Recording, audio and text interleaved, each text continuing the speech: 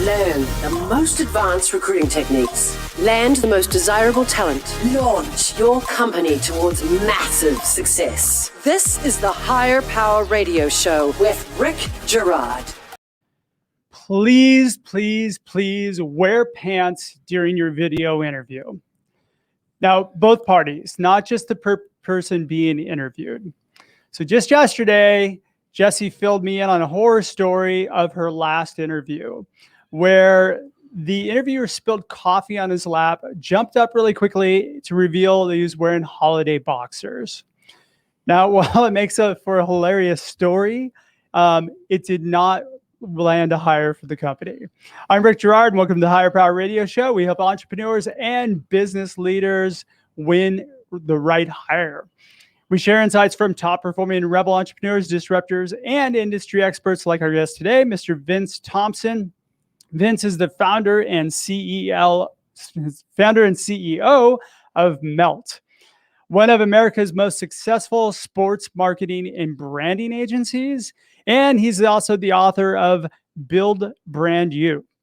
Vince has been named one of Atlanta's Business Chronicle's most admired CEOs, among the most 500 most influential Atlanteans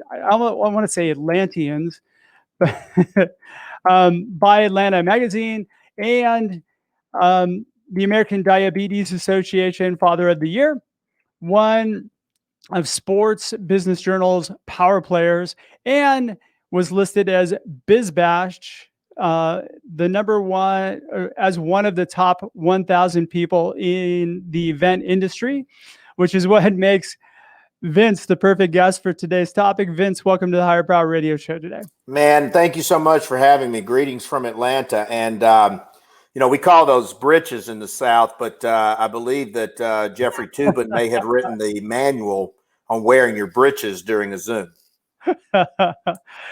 It's funny because I was just watching what was that show, Ancient Aliens, and they were talking about Atlantis, right? So like every time I wanted to say Atlantis the whole time as I'm reading this. So Freudian slip there. I wish I was there right now for sure. Right? Me too. Be kind of fun. There's less COVID in Atlantis, apparently. That's what I hear. All right. So today we're going to discuss a couple interesting things. We're going to talk about an impressive pivoting story about your organization and how you have kind of pivoted and built out a virtual hiring process. So we had a lot to cover today, which is going to be kind of fun. So thanks for joining us, Vince. So let's start with kind of your story and the challenge that you kind of went through that you shared with me prior to us, doing the show. Right. Well, on March the 16th, it was the old-timey needle scratched against the record player. For those who can remember that, in my business, the event and experience business, produce about 1,000 events a year, particularly in sports. And we were preparing to activate our 18th Final Four on behalf of the Coca-Cola Company. It was in Atlanta this year, which is always a special time and place to do that. A busy spring, big music festivals, art festivals, food festivals, golf, Major League Baseball, all of that, moving into the Olympics. And literally the world stopped. And not only did it stop, there was no manual for how and what was happening. And so that was, I'll never forget that. It's kind of like, you remember when you were in certain places. And, I remember in my office and beginning to get these calls in from all the conference commissioners and the television networks saying, hey, we got to pack the circus up before the circus even unpacked. I would imagine. So you had to do a quick pivot, right? And so what would you do to pivot your business? Well, two or three things, and I'll say this, and I think you've heard this from others, is that if you don't lose anybody you love during this period, I think they're going to wind up being a lot of long-term silver linings from it. Okay. The first thing is that, there was no manual for this and we were all in this together. It's not like we lost a major account. So the entire planet, And I think you know this as well as anybody that, people can deal with good certainty and bad certainty, but not uncertainty. Sure. And post 9/11 was that similar. Everybody was in this period of great uncertainty, unlike economic crashes and those types of things. And it was 100-year pandemic, so there's no manual for that. And so, but, like most entrepreneurs, you try to have some type of contingency plan. Now, we always had a contingency plan if we had lost a big account. Let's say 15 to 25% of our business went away overnight. But literally 100% went away overnight. And so I pulled my team together and I said, first thing is we got to figure out what is happening here. We had been reading about it. I pulled my management team together and I said, we need 3 scenarios. If this passes in 2 or 3 weeks, if, you forget 15 days to flatten the curve, then we were like, well, hey, maybe when it warms up, Memorial Day. So we went into a contingency process. We reached out to all of our vendors, and then really not knowing the magnitude of this, I sent everybody home and said, hey, the first thing you need to make sure of is that your friends and your family are okay. Obviously, the schools and everybody was kind of going through, this in real time. But it just happened to be that our industry was one of the biggest that had been impacted. Air travel shut down, restaurants shut down, hotels shut down, major events. I mean, even if you look it down to weddings and those types of things pop in the spring. So, I wish I'd told you that, but it's just being an entrepreneur for a long time. You're going by a lot of your gut and humanity and empathy. Yeah, I would imagine so. So you made the shift. You also had to, at this time, shift 100% to remote with all your employees too, right? Yeah, I mean, because you had this big domino effect. So all of a sudden, everybody's frightened out of their mind, unsure if they should or could leave their house, making runs on toilet paper and those types of things. Then you had the buildings where you're leasing your space; they're pushing out, hey, stay home. Then you don't know if you're liable if you tried to get your people back in. Then you got your clients that, are on the hook for millions of dollars. They're all reeling to say, what should we be doing? What are the messaging we should be doing? And those types of things. So I literally just spent a lot of time with myself and my closest advisors saying, okay, let's step back. Let's try to remove the emotion from this equation. And let's begin making as many and informed decisions as we can. But first and foremost was the safety of my employees. And then we started calling around to our clients and the colleagues that we work with in the ESPNs and the CBSs and saying, are you okay? What do you need? What can we do? And I think one thing that'll come out of this is a great deal of empathy and understanding, because in the middle of all this COVID, I've dealt with my father who fell and had a hairline fracture of his hip, and they got hit by Hurricane Sally. And so you just don't know what people are going through. And I think we now have all had a time to kind of step back and say, hey, let me relate to you a little bit better, slow down, let's kind of walk through it. But and then the other thing is that since I speak in campuses across the country for career development, because of my experience at Auburn University and working my way through as a sports writer, we had 40 interns coming in for the summer. And all of a sudden, I started hearing from hundreds of college students and professors and their parents saying, hey, our summer classes are canceled, our summer trips abroad, our internships, our jobs, please do something. And I said, I've always wanted to take my internship program virtual. We have great leaders that come in and speak to these kids, but I wanted to share it with the world. I wanted to keep Melt as a positive forward face going forward, when an industry had been decimated. And I saw a link in a entrepreneurial newsletter that said, hey, if you have the time to ever write that book you want to write, do it.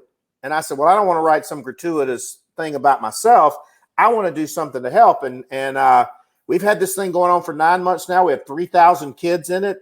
We have 75 different podcasts. We'll get you on. The book's out, and really impacting a lot of professional lives and keeping positive and showing the industry leadership, and that we were just more than an event marketing company. We're a multimedia platform, social media company. So, I sort of intuitively thought to myself, I hadn't had a break in 40 years, and I want to do some things for myself and my organization that I haven't had time to do. So that was my tact. So the question in my mind is, okay, so were you able to recapture the business by kind of reaching out, kind of using empathy, finding out what's going on, and get the company back? Well, we stabilized the business because Okay, because the PPP worked for us the way it was supposed to work. Okay. Right. Then we were full transparent with our organization. We said, look, we're going to try to keep you as long as we can, but we're going to have to cut you down salary wise or furlough wise or some hours wise. But in case you get sick, we're going to maintain your health care for a long time. But the thing you got to remember about representing major corporations is they're like steering battleships. It's like, so when you represent Coca-Cola, it's like representing the U.S. government. So you're wading through all of this massive amount of uncertainty on some form of good faith that, hey, I'm going to balance keeping my people and taking care of them with the combat that this thing's going to be over by Memorial Day. And because you remember they were thinking about, hey, we're going to play the Final Four in the summer and those types of things. And so I just said, look, for 75 to 90 days, we're gonna evaluate things here, and going forward, we'll take a look at that. And if we have to make some harsher, tougher decisions, we'll do that going forward as well. So, I mean, like I said, the interesting part is to see the major companies dealing with the form of uncertainty. And don't forget, then we had massive civil unrest in the middle of May with the George Floyd incident. So not only did you have this whammy of a 100-year pandemic, then you had, and Atlanta was an epicenter of all this massive civil unrest. And it was, I mean, this will be unpacked in business books for many, many years to come. I'm sure. All right. So like you stabilized the business, and then you continued with the internship program. Mm-hmm. So you continue to build the company in kind of different ways. Well, and there was also and all remotely. Yeah. I mean, and by the way, we'll talk about that for a moment. Yeah. But there were a couple of strategies. A, goodwill is good business. So I wanted to be forward facing out there. And B, quite honestly, if I had, 50 event producers that didn't have any events to produce, and I was going to keep them on some form of payroll, I needed to manufacture some work. So, and then I'm like, all right, this may be out of your comfort zone, but you're going to learn how to produce podcasts. You're going to learn how to edit galleys of books. You're going to learn how to put newsletters together. You're going to learn how to run ads on social media and those types of things. And I said, here's my strategy, and here's what I want the outcome to be.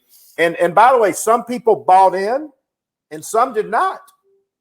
And so you could it was weird to see the behavior of some of these people because some of them really, it got on them really, really hard. And it tended to be younger people who have not been through things like divorces and sending kids to school and taking care of sick parents, where the real things in life that we deal with versus the first obstacles or barriers or hurdles that these kids had produced. So I'm not going to lie, and anybody else that tells you otherwise is probably fibbing. It's hard to keep people totally motivated and accountable in a total virtual environment. It's damn near impossible. That's the challenge for sure. All right, you're listening to the Higher Power Radio Show. I'm your host, Rick Girard, and for our podcast listeners, we're going to take a quick educational moment from our sponsors. Hey, check out stridesearch.com. There you'll find additional content and resources on how you can land great hires. Our guest today is Vince Thompson. He's the founder and CEO of Melt. And we just talked a little bit about the pivot he made with this company during the recent months, the perfect storm, as I like to call it. And now we're going to talk a little bit about how he shifted and pivoted and he continued to kind of grow and hire once he stabilized. And let's talk about your virtual interview process, because you had to shift completely to that that was a new thing for you. So tell me about your experience with that. Well, here's the thing, Rick, you've got to remember, and this is what we tell everybody, not just the college students who are out searching for the intern programs, but everybody. The same standards still apply. Okay. 100%. Like you've got the golden oldies. You've got to bring the heat. And in this environment, there's no excuse for not acing an interview. What do I mean when I say that? You gotta, I mean, you don't have to wear what we used to call in the South your Sunday best, but have a nice, collared shirt on, clean yourself up, have a You have to nice be presentable for the role. Well, by the way, it's not a job application. It is a job process. It is a job audition. Every interaction, particularly in a virtual environment, is forming some form of impression.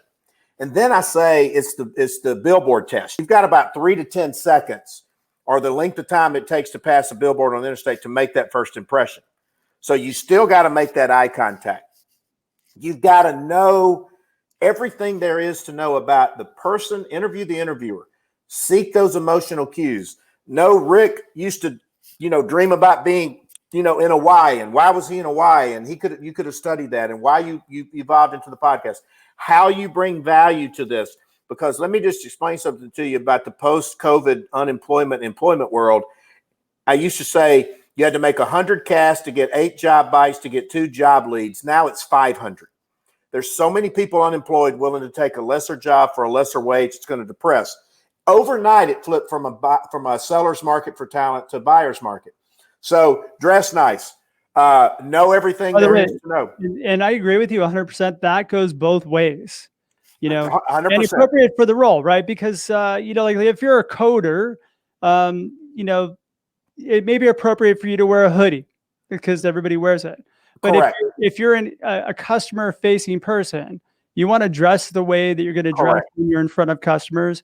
And I wasn't kidding about that story that I heard just yesterday about, the interviewer, jumping up really quickly and wearing underwear. Right. I mean, you got to dress for. Well, here's the thing. You wouldn't walk into an office environment in your underwear. No way. What's the difference, right? So then you got to look them in the eye, turn the damn phone off. Let me tell you this. If I see somebody looking at a phone in any form of a virtual Zoom meeting or interview, I literally disconnect the dadgum interview. They go, well, it was a technical difficulty. I'm like, yeah, you can call it a technical difficulty. Run the dog out of the room, have a nice backdrop, all of these things. Like I said, it's actually not a bad thing because, and the interview process, particularly in a live environment, is really not fair to the employer and the employee. So let's say you show up at my office at 11 o'clock and for a traditional interview. Well, maybe I haven't eaten. Maybe I'm hangry. Maybe I just had a bad call with a client or an ex-wife, and I'm in a bad place, and so I'm not in any mood to receive you, even if you were in the best candidate ever. So in this virtual environment, I think it's a little more time to slow down and a little more time to get your point across. But again, it's still the standards. Be fully prepared. Know everything there is about Rick. Know everything is about his organization. Know everything there is about that job role. Know everything there is about you being able to bring that value to that. And also with both parties, the camera positioning, like laptops, it makes it easy.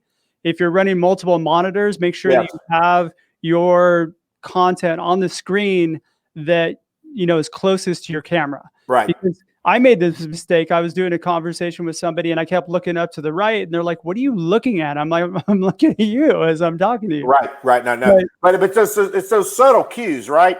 Because again, the standards still apply.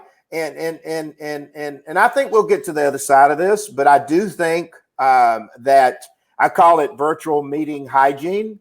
Like, wear your britches, look somebody in the eye, get the dog out of the room, turn your phone off, know everything there is to know about that person.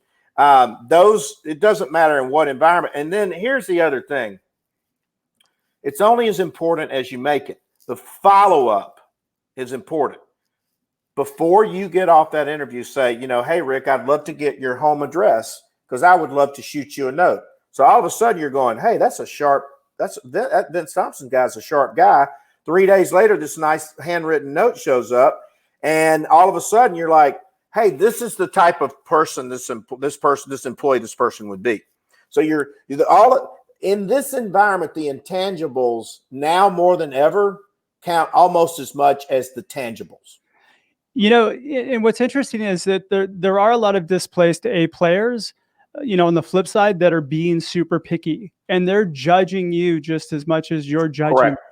And the truth is that the employer needs to be on point. Even though there's that perception that it is now a buyer's market, there's still a talent pool out there that's being really picky, and those are the people that you want to hire. So you have to give your best impression as well. You can't go into this lazy. If you fail to plan, you should plan to fail. And so have your interview structure down, have your questions down, do your homework on the candidates as well. Don't go in fresh. Well, and I think, to your point, and we go back to the old axioms. The standards still apply on both sides. So don't forget, that's why the relationship, the first two letters are RE, and the first two letters of reciprocal are RE. It goes both these ways, give and take. Like, how are you going to be as an employee? How are you going to be as an employer? And we're living in times where there are probably the most informed employees than there ever have been. And, one thing I counsel them on is I'm like, hey, if you don't think or feel like our values match during this process, it's really no different than the dating process. You're like, hey, you're a nice person, but I don't think this is going to kind of work out. Let's part ways as friends and move on down the line. And so I think now, and I also think, like I said, I think really, really empathy and understanding. And I've told this, I preached this for years. You're not going to be able to take anything personal in this environment because you don't know what people are going through right now. So take some time to try to find that, because you might even be able to use that as common ground to get to that plateau where you can get over the mark and get the hiring and the job complete. All right. So you dropped a bomb for me when we talked prior to the show, which I loved. I've been known to do that. I know. I heard you're a bomb dropper. No. So there's a question that you ask potential employees, right? Especially during this time. I don't know if you remember, but you said, "Oh, I do." Okay. So fill me out on that one question that makes a difference in whether or not you're going to bring somebody forward in the process. Well, it's the last question I ask in any interview. What did you do for yourself and others during COVID? Okay. Yep. What do I mean by that? Did you feel sorry for yourself and get under your bed?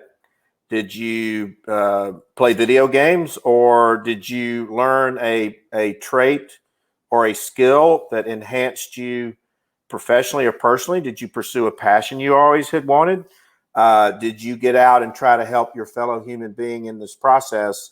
And because those are the telegraphs, those are the signals that you're sending of the type of person that you are. And I use myself as an example, okay? If anybody on the planet could have felt sorry for themselves, it would have been me. I literally lost, 95% of my business and company overnight. And I said, you know what? I'm going to step back. I have a great amount of faith, and I'm going to write down. So I'm not going to worry about things. It doesn't change the outcome anyway. And I'm going to write down everything that I've been wanting to do for a long time. And I was thinking I had about 75 to 90 days to accomplish all that. So I went to work literally the next day. Okay. And just checked them off the list. I got the book written.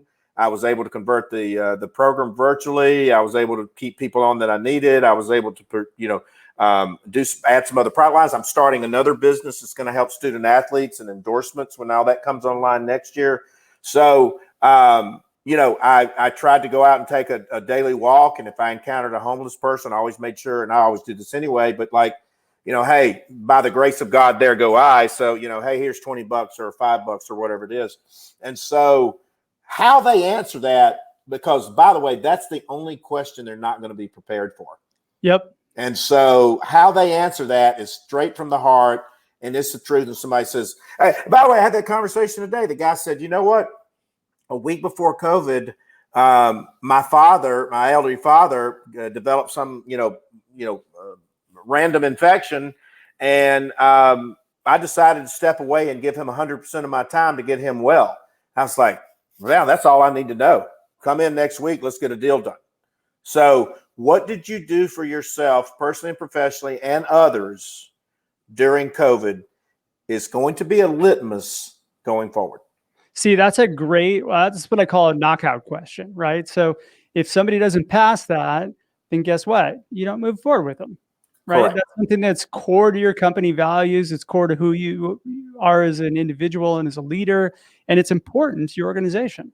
And by the way, here's the thing. It really doesn't matter what is. If you were involved in social justice, if you were taking your elderly parents around, if you were homeschooling your kids in a Zoom, if you felt the need to, serve meals for first responders, if you felt the need to learn PowerPoint, if you felt the need to learn gardening, it's the fact that you did something to move and advance yourself forward and advance and enhance. And so, like I said, it doesn't necessarily the what. It was the what you did. So I think it's a big litmus. So to be the devil's advocate here. So what if I said, I really wanted to get good at a game that I like to play, so I dedicated all my time to gaming. And I'd say, well, if I'm running Activision or I'm running a professional gaming league, or I'm running an animated division of the company. Now, I will tell you, there's a lot of strategy in those things involved in the technology. So it would depend on the situation. But 9 times out of 10, saying that you were able to binge watch 6 great shows and improve yourself on a video game is probably not a totally positive marker. So it's got to link back to your corporate values.